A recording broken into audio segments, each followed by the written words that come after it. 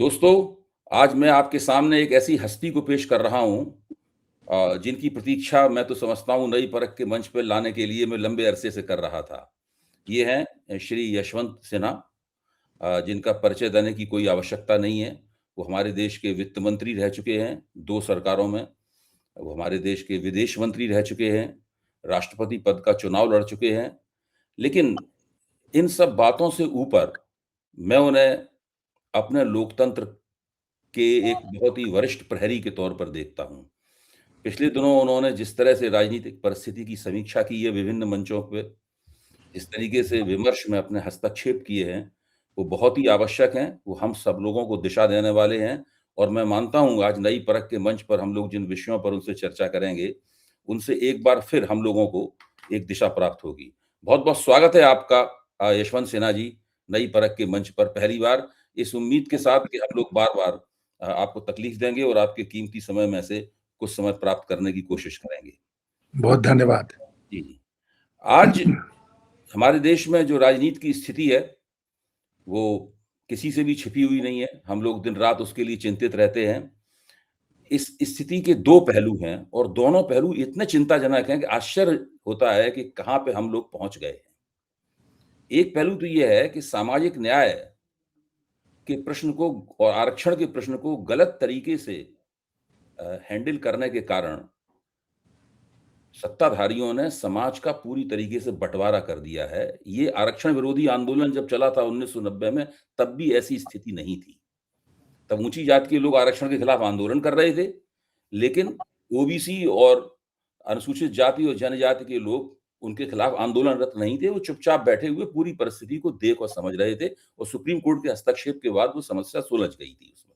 मोटे तौर पे इस फौरी तौर पे तो सुलझ ही गई थी समस्या। लेकिन आज स्थिति ये है कि यूजीसी की जो इक्विटी नियमावली है, उस नियमावली के कारण दोनों पक्ष पिछड़ी जातियाँ, अनुसूचित जातियाँ और जनजातियाँ, वो भी आंदोलनरत हैं। उनके आंदोलन को केवल मीडिया में जगह नहीं मिल रही है, लेकिन मेरी सूचना ये है कि बड़े पैमाने पर विश्वविद्यालय परिसरों में हर जगह धरना दे रहे हैं, प्रदर्शन कर रहे हैं, प्रतिवेदन दे रहे हैं, हस्ताक्षर अभियान चला रहे हैं, ये अनशन कर रहे हैं। ये सारा का सारा काम चल रहा है। तो सुप्रीम कोर्ट मार्च में जब सुनेगा, तो उसकी प्रतीक्षा कर रहे हैं कि सुप्रीम कोर्ट का जो आदेश होगा, उसके हिसाब से वो तय करेंगे कि वो सड़कों पे निकलकर उग्र आंदोलन करें या ना करें। ऊँची जातियाँ, जिनको जनरल कैटेगरी हम कहते हैं, वो उग्र आंदोलन कर चुकी हैं और उनके जो सोशल मीडिया पर हैंडल्स हैं, वो सारे के सारे उनको लगातार उग्र से उग्र तरीके से संगठित करने की कोशिश में लगे हुए हैं। मैं रोज़ देखता हूँ और ये नित्यप्रत हो रहा है। ऐसा नहीं है कि हम लोगों के दिमाग की उपज है, हम लोगों की चिंता की उपज है। ये ज़मीन पर होते हुए हमें दिखाई दे रहा है। एक तरफ तो समाज पूरी तरीके से बँट चुका है। वो लोग जो हिंदू एकता की बातें करते थे, उन्होंने हिंदुओं के ही 2 हिस्सों को एक-दूसरे के खिलाफ खड़ा कर दिया है, दोनों मुक्के ताने हुए एक-दूसरे को घूर रहे हैं। ये रस्साकशी वाली भी स्थिति नहीं है, बाकायदा हिंसा की स्थिति है। और दूसरी तरफ भारतीय जनता पार्टी का एक व्यक्ति, भारतीय जनता पार्टी का पटका गले में डाले हुए, इसकी तस्वीर लोकसभा अध्यक्ष ओम बिरला के साथ सब जगह आ चुकी है। वो कह रहा है कि मैं नेता विपक्ष राहुल गांधी को गोली मार दूँगा, मैं घुस के गोली मार दूँगा। उसके साथ-साथ 25 लोगों को और गोली मार दूँगा। और ओम बिरला साहब भी इसके बारे में कुछ नहीं बोल रहे हैं, भारतीय जनता पार्टी वाले भी कुछ नहीं बोल रहे हैं। लेकिन जब हम इस चीज़ को संसदीय कार्य मंत्री किरण रिजिजू के उस वक्तव्य के साथ जोड़ते हैं, जो जिसका वक्तव्य का अभी तक खंडन नहीं हुआ है, उन्होंने कहा नेता विपक्ष राष्ट्रीय सुरक्षा के लिए खतरा है। जिस व्यक्ति को खुलेआम नेता विपक्ष है, राष्ट्रीय सुरक्षा के लिए खतरा कहा जा रहा है, उसके बारे में उन्हीं की पार्टी का व्यक्ति कह रहा है मैं इसको गोली मार दूँगा। ये जो भयानक परिस्थिति है, आश्चर्यजनक है बिल्कुल। ये तो कभी भी ऐसी इंदिरा गांधी ने इमरजेंसी लगाई थी, हम सब लोगों ने उसका सामना किया। मेरे पिताजी को लगातार जेल में डाला गया, मैं तो बहुत छोटा था, दाढ़ी-मूछ भी निकली थी, मुझे भी पकड़ के जेल में डाल दिया गया था उस वक़्त। लेकिन मैं आज चाहता हूँ कि आप इसकी ये परिस्थिति को ज़रा बताएँ कि ये कैसे आई ये परिस्थिति और इसका क्या होगा? बहुत धन्यवाद दुबे जी कि आपने मुझे इस शो में बुलाया और एक बहुत महत्वपूर्ण प्रश्न से हम लोगों ने इस इंटरव्यू की शुरुआत की है।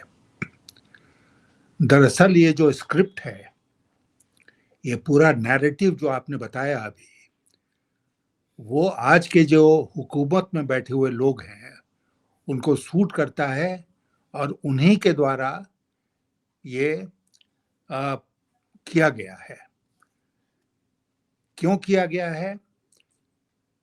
क्योंकि उनको ये लगता है कि ऐसा करने से उनको वोट की राजनीति में फायदा होगा।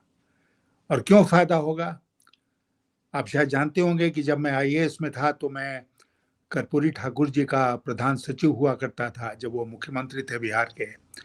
और कर्पूरी जी बिना बिटरनेस के, उनके मन में मैंने कभी बिटरनेस नहीं देखा अपर कास्ट फॉरवर्ड कास्ट के लिए, लेकिन उन्होंने आरक्षण को लाया बिहार में, और इस ढंग से लाया कि कहीं कोई दंगा फसाद नहीं हुआ। थोड़ी बहुत हलचल हुई लेकिन उसको संभाल लिया गया। इस बार जानबूझ के समाज को एक बार फिर बांटने का प्रयास हो रहा है। पहले इन लोगों ने हिंदू मुसलमान किया कि हिंदू मुसलमान करने से मुसलमान माइनॉरिटी में है, हिंदू मेजॉरिटी में है, मेजॉरिटी का मेजॉरिटी वोट मिलेगा तो हमको चुनाव में फायदा होगा। ये इसका उद्देश्य था। और हमारे संविधान की धज्जियां उड़ाई गई, हमारी परंपराओं को किनारे दरकिनार कर दिया गया, और समाज में एक हिंदू मुस्लिम का वातावरण वैमनस्य का पैदा किया गया। अब ये यूजीसी का नया गाइडलाइन जो आपने कहा, इसको लेकर आए हैं, और इसके पीछे इनकी सोच क्या है? इनकी सोच ये है कि बैकवर्ड कम्युनिटीज जो हैं वो बड़ी संख्या में है, उनका भारी बहुमत है इस देश की आबादी में। जो सो कॉल्ड अपर कास्ट हैं, फॉरवर्ड कास्ट हैं, उनकी आबादी कम है। तो अगर फॉरवर्ड कास्ट नाराज भी हो जाते हैं तो हमको कोई फर्क नहीं पड़ेगा अगर पूरा बैकवर्ड कम्युनिटी हमारे साथ आ जाता है। तो चुनाव के दृष्टिकोण से इसको इन्होंने किया है, समाज बट जाए, समाज में हिंसा हो, प्रजातंत्र की हत्या हो जाए, इससे कोई मतलब इन लोगों को नहीं है। इन लोगों का, मैं शुरू से देख रहा हूं कि इन लोगों का एक ही उद्देश्य बराबर रहा है जो कुछ इन्होंने किया है। हम तो इन दोनों विषयों पर बात कर रहे हैं अभी, लेकिन और भी विषय हैं जिसमें अगर आप देखेंगे तो आप पाएंगे कि केवल और केवल वोट की राजनीति में इनको फायदा कैसे हो, यही इनका एकमात्र उद्देश्य है। मैंने कहीं और कहा था कि मैंने अटल बिहारी वाजपेयी के वित्त मंत्री के रूप में 5 बजट पेश किए। 5 बजट में हम लोगों ने बहुत कड़े कड़े फैसले किए, ऐसे फैसले किए जिससे कि लोकप्रियता घटी बीजेपी की, लेकिन देश हित में थे वो फैसले। और जब भी मैं वाजपेयी जी के पास गया अपने प्रस्तावों को लेकर, तो उन्होंने एक बार भी हमसे नहीं कहा कि यशवंत जी इसको आप छोड़ दीजिए क्योंकि इससे हमको वोट में नुकसान होगा। देश हित में है तो हम करेंगे, देश हित में नहीं है तो हम नहीं करेंगे, वोट की राजनीति नहीं करेंगे। और आपको अगर लोगों ने सरकार में बिठाया है तो इसी उम्मीद से बिठाया है कि आप देश हित में करेंगे सब काम, और आप वोट की राजनीति सर्वोपरि नहीं बनने देंगे। तो ये आप समझिए, मनोवृत्ति समझिए। मनोवृत्ति ये है कि लोगों को बांट के, लोगों के बीच में अलगाव पैदा करके, लोगों को आपस में लड़ा के किसी तरह भी हमको वोट चाहिए, हमको सत्ता में बने रहना है। ये है लबे लबाब इसका। जी, बहुत-बहुत धन्यवाद। मेरे ख्याल से इसका एक पहलू छूट गया, जो राहुल गांधी को अच्छा, गोली हाँ, मारने की धमकी दी गई है, वो बहुत महत्वपूर्ण हाँ। पहलू है। नहीं, राहुल आप गांधी देखिए, बाकायदा एक संवैधानिक पद के ऊपर हैं। जी। हाँ, बिल्कुल आपने सही कहा। अ, राहुल गांधी इनके लिए बहुत असुविधाजनक हो गए हैं। हुँ, पार्लियामेंट में जिस तरह वो बोल रहे हैं, हुँ, मुद्दे उठा रहे हैं, तो इन लोगों को उससे बहुत तकलीफ हो रही है। और इसीलिए आपने सुना होगा कि पार्लियामेंट सत्र के दौरान ही ये हुआ कि राहुल गांधी को आजीवन बैन करवा देंगे वो लोग। हुँ, कोई प्रस्ताव लाएंगे जिसमें कि उनको पार्लियामेंट में आने से बिल्कुल रोक देंगे। हुँ, एक बार पहले वो खो चुके हैं अपना पार्लियामेंट का सीट, हुँ, बिल्कुल एक बकवास केस गुजरात में हुआ उसके आधार पर। हुँ, तो क्यों ऐसा करेंगे? वो ऐसा इसलिए करेंगे क्योंकि राहुल गांधी उनके लिए इनकन्वीनियंट हो गए हैं लोकसभा में, पार्लियामेंट में, और इसलिए राहुल गांधी को हटाना है। अब उस तरह पार्लियामेंट में प्रस्ताव लाकर उनको अगर नहीं हटा सकते हैं या हटाएंगे तो उसका बहुत बुरा असर पड़ेगा देश के मानस के ऊपर, तो इसलिए क्या करो, इसलिए उनको एलिमिनेट ही कर दो।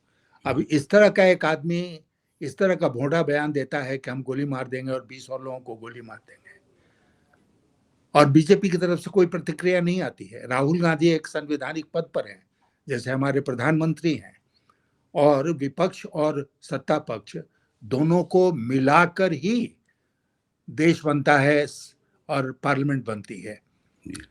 तो इसलिए विपक्ष के नेता के बारे में इस तरह की बात करना उतना ही बुरा है जितना कोई प्रधानमंत्री के बारे में कहे कि हम उनको गोली मार देंगे या उनके कैबिनेट को गोली मार देंगे।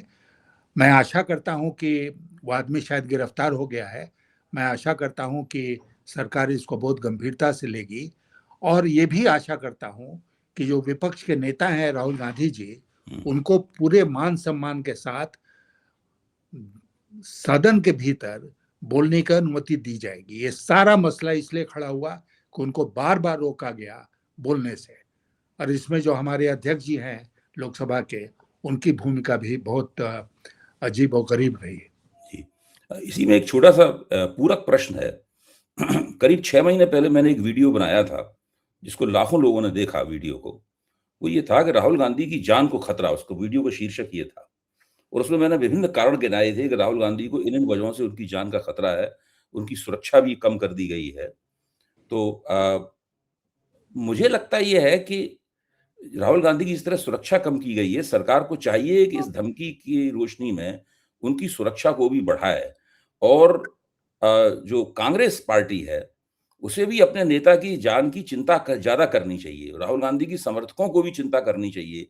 जैसा कि आपने ठीक ही कहा कि उनके लिए बहुत असुविधाजनक हो गए हैं, और मेरे ख्याल से नरेंद्र मोदी के मुकाबले देश में जो एक राष्ट्रीय नेतृत्व उभर रहा है, तो उसमें राहुल गांधी ने साबित किया है कि वो बिना कारपोरेट मदद के, बिना ग्लोबल मदद के, बिना अमेरिकी मदद के, वो नेतृत्व के तौर पर उभर सकते हैं। व्यक्तिगत रूप से हम राहुल गांधी के पक्ष में हों, विपक्ष में हों, ये अलग बात है, लेकिन हमें साफ दिखाई पड़ रहा है कि प्रधानमंत्री के मुकाबले अगर कोई उभर रहा है नेतृत्व में, तो वो राहुल गांधी हैं, और कोई भी नहीं है जो उनके मुकाबले खड़ा हो सके। जी। नहीं नहीं, बिल्कुल आपने सही कहा हुँ, कि राहुल गांधी को तो इन लोगों ने शुरू में पप्पू कह के हुँ, पूरी तरह से डेनिग्रेट करने की हुँ, कोशिश की, और वो कुछ दिनों तक चला भी, कुछ दिनों चला भी कि राहुल गांधी पप्पू हैं, राहुल गांधी विदेश में जाके एंटी इंडिया जो हुँ, फोर्सेस हैं उनके साथ गठजोड़ बनाने की कोशिश कर रहे हैं, ये कर रहे हैं, वो कर रहे हैं। जी, लेकिन राहुल गांधी ने इन सबको झेलते हुए एक अपना हुँ, स्थान बनाया है जी, विपक्ष के नेता के रूप में, और मुझे लगता है कि आज के दिन वो एक बहुत सफल विपक्ष के नेता हैं, जी, और इसलिए वो इनकन्वीनियंट हैं सत्ता पक्ष के लिए। इसलिए सत्ता पक्ष येन केन प्रकार चाहता है कि उनकी आवाज को दबा दो। अब देखिए ना, उनके ऊपर कितने केसेस हो गए हैं पूरे देश में, यहाँ केस वहाँ केस वहाँ केस, कि वो पूरा अपना समय जो है वो कोर्ट में अपीयरेंस करते हुए नजर आए, और उनके ऊपर तरह तरह की पाबंदियां लगाई जाए और ये सब किया जाए। ये कौन लोग कर रहे हैं? ये भाजपा के लोग ही कर रहे हैं। बिल्कुल, बिल्कुल। तो ये बिल्कुल एक तरह से विपक्ष को समाप्त करने की ओर हमारा प्रजातंत्र बढ़ रहा है, जो कि प्रजातंत्र के लिए बहुत खतरनाक है। हुँ। बिल्कुल आपने ठीक कहा, इनकी पूरी थीसिस ही है, विपक्ष विहीन लोकतंत्र की थीसिस है। और वो कैसा लोकतंत्र होगा? मतलब it would be a travesty of democracy. Uh, अच्छा, अब एक विरोधाभास है, जिसकी तरफ मैं आपका ध्यान खींचूँगा। वो ये है कि आज़ादी के बाद कभी भी विपक्ष संसद में इतना शक्तिशाली नहीं रहा जितना आज है, संख्यात्मक दृष्टि से और प्रभाव की दृष्टि से भी। भारतीय जनता पार्टी हर बार संसद का सदन जब सदन शुरू होता है, तो वो विपक्ष के आक्रमणों से सिटपिटा जाती है। इसके बावजूद, ये स्थिति होने के बावजूद हालत ऐसी बन गई है कि भाजपा की मनमानी सदन के बाहर पूरी तरीके से जारी है। उसके ऊपर किसी किस्म की रोक और संयम नहीं है। जैसे कि अमेरिका के साथ आप एक वाणिज्य समझौता कर रहे हैं।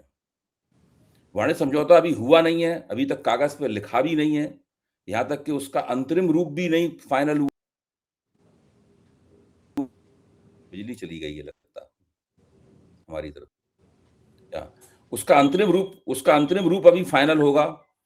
उसके बाद में अंतरिम रूप फाइनल होने के बाद में पूरा पूरा समझौता होगा। वो अभी बहुत दूर है। उसमें क्या होगा किसी को कुछ नहीं पता।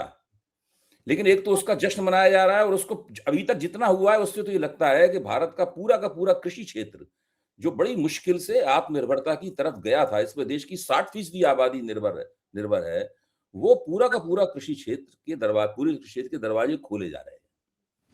और वो अब जैसा कि राहुल गांधी ने सदन में कहा भी कि अब अमेरिका की मैकेनाइज्ड एग्रीकल्चर की आंधी जो है ना, वो भारतीय किसानों को उड़ा ले जाएगी।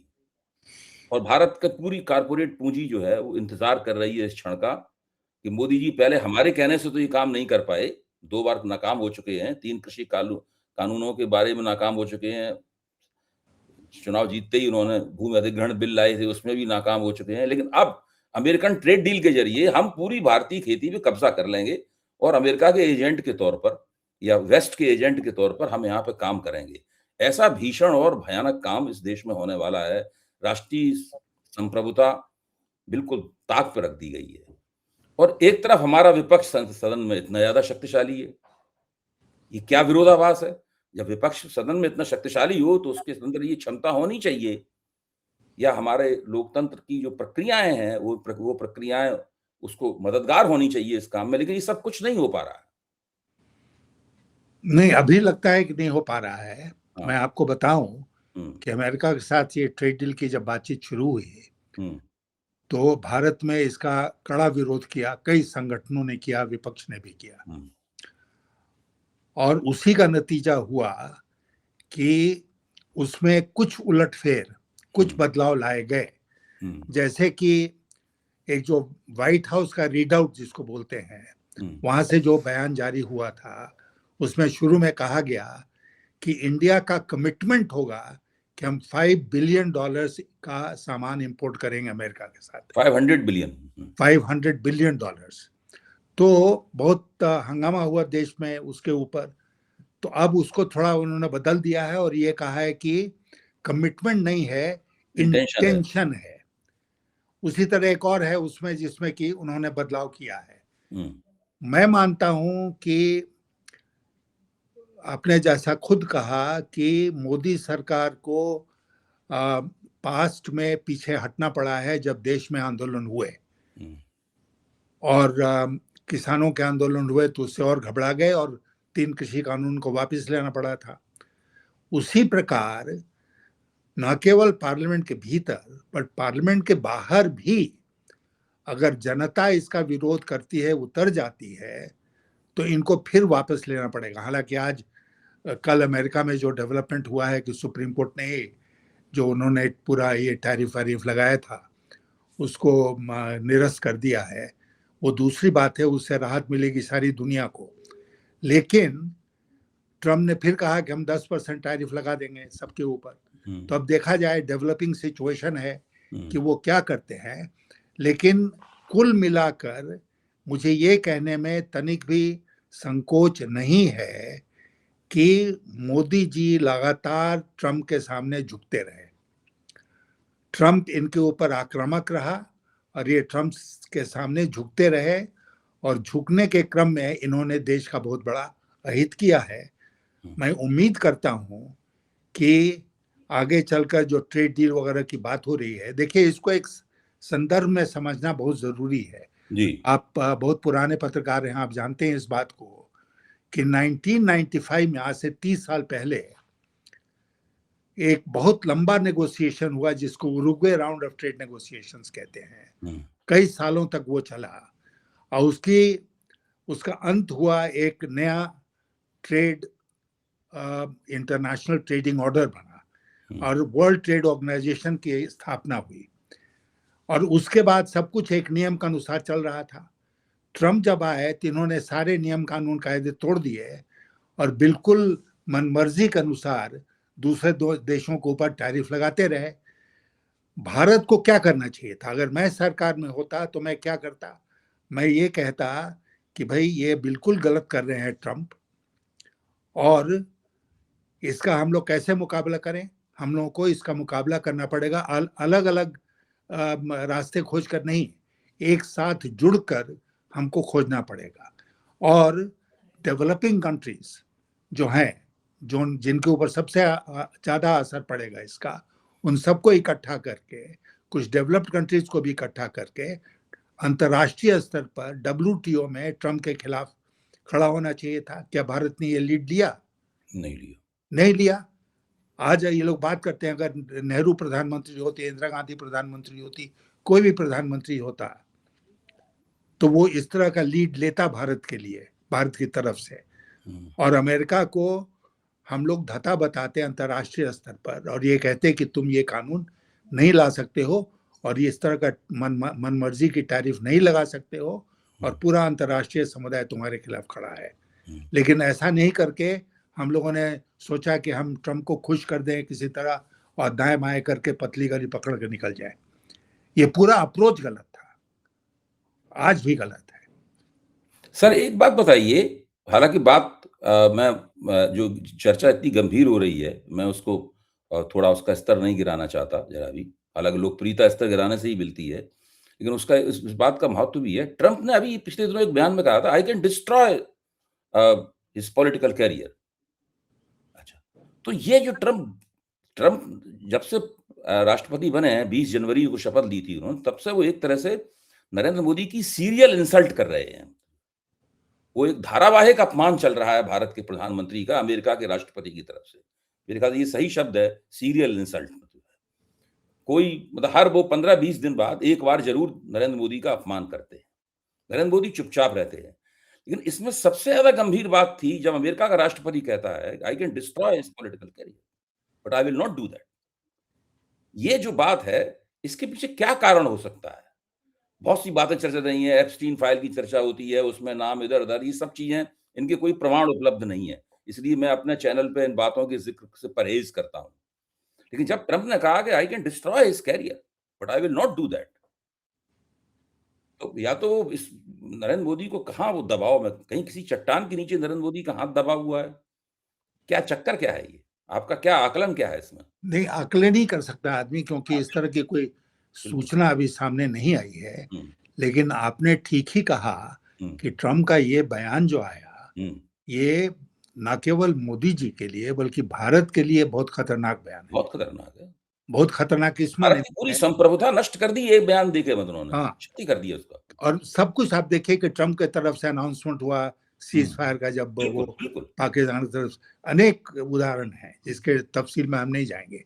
हुँ, लेकिन मैं ये कह रहा हूं कि ट्रंप जब से आया है, तब हुँ, से वो बराबर मोदी जी को दबाने का प्रयास कर रहा है इस टर्म में, हुँ, और अ, उसके चलते भारत देश को दबाने का प्रयास कर रहा है। हुँ, अब आप देखिए, याद कीजिए कि ट्रंप के व्हाइट हाउस में आए हुए 20 दिन हुए थे जब हुँ, मोदी जी भागे भागे वॉशिंगटन गए ट्रंप से मिलने के लिए।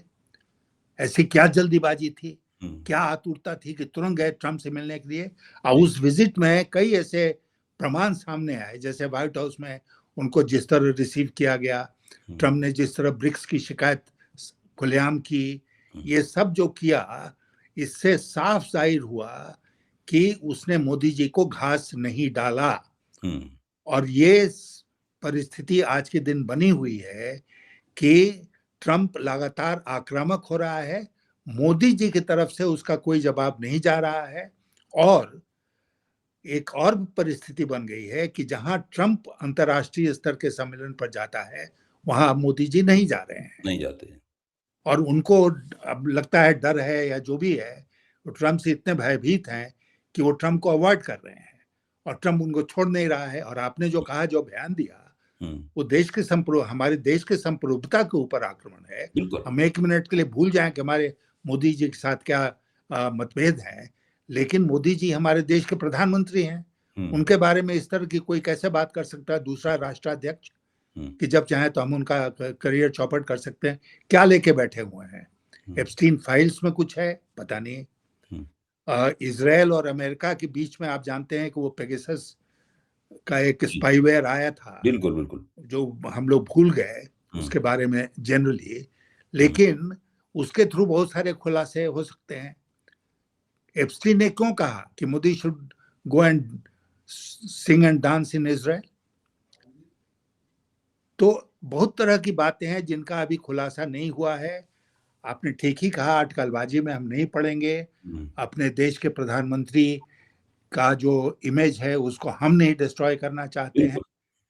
क्योंकि उसके साथ देश की इज्जत जुड़ी हुई है। लेकिन बहुत सारी ऐसी चीजें हैं, जैसे क्या इनको पुरी को पद पर बने रहना चाहिए? क्या उनको इस्तीफा नहीं दे देना चाहिए? और अगर इस्तीफा नहीं दे रहे हैं और इस्तीफा नहीं लिया जा रहा है तो उसके पीछे क्या राज है? ये सब लोगों के दिमाग में ये सब बातें आज के दिन हैं बिल्कुल, बिल्कुल, और पब्लिक डिस्कोर्स में चर्चा के विषय बना हुआ है। बिल्कुल। और काफ़ी चर्चा अब चर्चा धीरे-धीरे इन सवालों के ऊपर बड़ी गहन होती जा रही है और लोगों के मन में उतरती जा रही है। इन्हीं सब प्रक्रियाओं के ज़रिए धीरे-धीरे सरकार के खिलाफ एंटी इनकम्बेंसी परत दर परत जमा होती है। अब ये मैं आपको एक बात और बताऊं दुबे जी, जी, कि ये जनरल नरवानी की किताब जो आई जी। या नहीं आई, जो भी है, हुँ, तो उसमें मोदी जी का जो 56 इंच वाला हुँ। इमेज है जी, उस जी। पर आघात हुआ है ना, बिल्कुल। है कि जो उचित समझो वो करो। हुँ, जबकि सब कोई जानता है इस बात को इस देश में कि चीन के साथ हमारा आदेश है कि कोई गोलीबारी नहीं होगी, हम गोली का उपयोग नहीं करेंगे, गोला का उपयोग नहीं करेंगे जब तक कि हाईएस्ट लेवल से उसका क्लियरेंस नहीं मिलेगा। हुँ। और चीन, आपको याद होगा गलवान घाटी में जो घटना घटी, वो किससे से डंडे फंडे से लड़ाई हुई थी, बिल्कुल, बिल्कुल, बिल्कुल। गोली तो नहीं चली। बिल्कुल नहीं चली, एक इसलिए कि गोली वो नहीं। आदेश है, तो उस आदेश को निरस्त कौन करेगा? हुँ, आर्मी को कौन कहेगा कि तुम गोली गोला का इस्तेमाल कर सकते हो? प्रधानमंत्री, कैबिनेट कमेटी ऑन सिक्योरिटी। हुँ, लेकिन वो आदेश नहीं दिया, बोला जो उचित समझे वो करो। और हुँ, चीनी टैंक बढ़ रही हैं हमारी तरफ, हुँ, हुँ, गोली नहीं चलाओगे, मुकाबला करो टैंक का। हुँ। हुँ, ठीक बात है। अब मैं इस चर्चा के हम लोग अंतिम दौर में पहुँच गए हैं, बहुत उम्दा चर्चा हो रही है, बहुत गंभीर।